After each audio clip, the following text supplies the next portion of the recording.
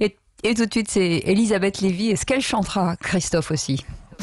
5h-10h, le Grand Matin Sud Radio. Bonjour Elisabeth. Bonjour Cécile, non, je ne vais pas vous infliger ça.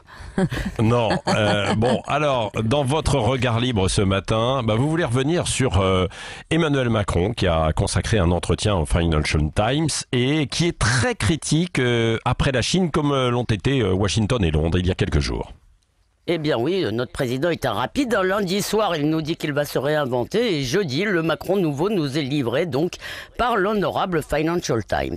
Et ce Macron nouveau, il a un petit air de Trump, mais avec des bonnes manières. Plus question, face à Pékin, de jouer les violons de l'apaisement dans l'espoir de vendre notre haute couture ou de récupérer les millions de masques promis. Macron hausse enfin le ton.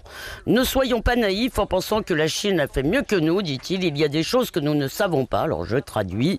Les Chinois se sont foutus de nous sur le démarrage de l'épidémie, sur leur gestion de cette épidémie et sur leur bilan, le tout avec la complicité de l'OMS.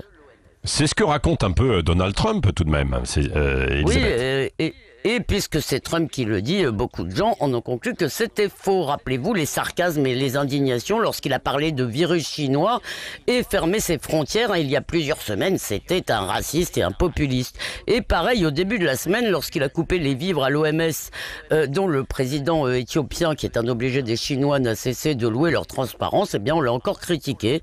Et pourtant, Trump, sur ce coup, a eu raison avant tout le monde. Non content d'avoir laissé échapper ce virus qui nous met à l'arrêt, les Chinois s'érige en modèle d'efficacité sanitaire et en prime, il joue de notre dépendance pour semer la zizanie en Europe et en Occident. Alors vous savez, Lénine disait, les capitalistes nous vendront la corde avec laquelle nous les pendrons, disent.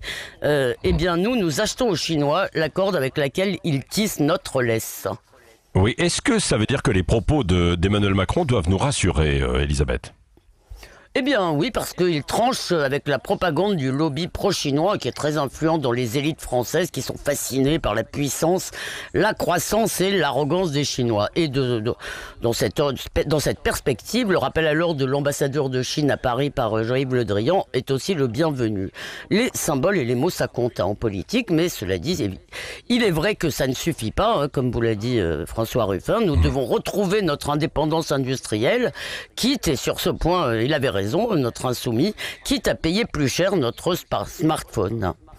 Oui, à lire aussi le Financial Times, c'est aussi ce que veut Emmanuel Macron, non ? Oui, sans doute, sauf qu'il attend toujours Godot, c'est-à-dire l'improbable émergence d'une puissance et d'une volonté politique européenne. C'est tout de même l'Europe qui, par croyance béate dans le sans-frontiérisme et la mondialisation heureuse, nous a désarmés intellectuellement et économiquement face à l'impérialisme chinois. Alors, la religion des Chinois, c'est la Chine, écrivait Simon Leys, le grand intellectuel anti-totalitaire. Monsieur le Président, encore un effort pour devenir souverainiste et comprendre que l'Europe n'est pas et ne deviendra pas la religion des Européens. Merci à vous, Elisabeth Lévy, votre regard libre chaque matin. Restez avec nous.